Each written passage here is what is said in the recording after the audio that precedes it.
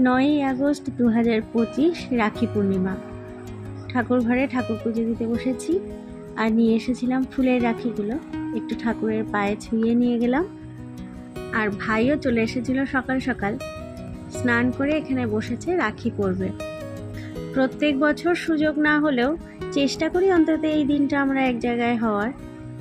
ফুলের রাখি বরাবরই আমার প্রিয়, তবে ফুলের রাখির পাশাপাশি আরও একটা রাখি এনেছিলাম, কারণ ফুলের রাখিটা হয়তো পরে আর ভালো থাকবে না, তাই বাড়ি ফিরবে হয়তো আজ না হলেও আগামীকাল, তখন যাতে হাতে একটা রাখি অন্তত থাকে, তাই জন্য একটা এরকম মেটালের রাখি এনেছিলাম।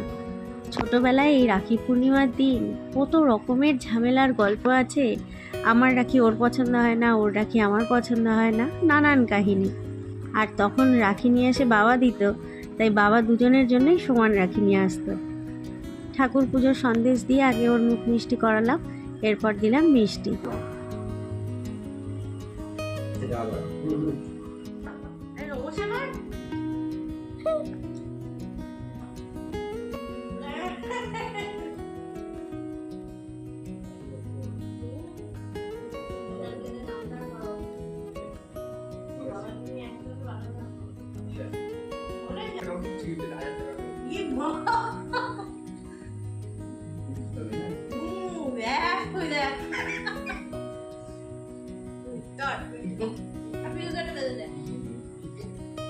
সকাল 10:30টার ব্যাচটা আজকে ভাই সামলাবে, ওখানে আজকে ভাই ক্লাস করাচ্ছে, আর আমি আজকে যাচ্ছি রান্নাঘরে।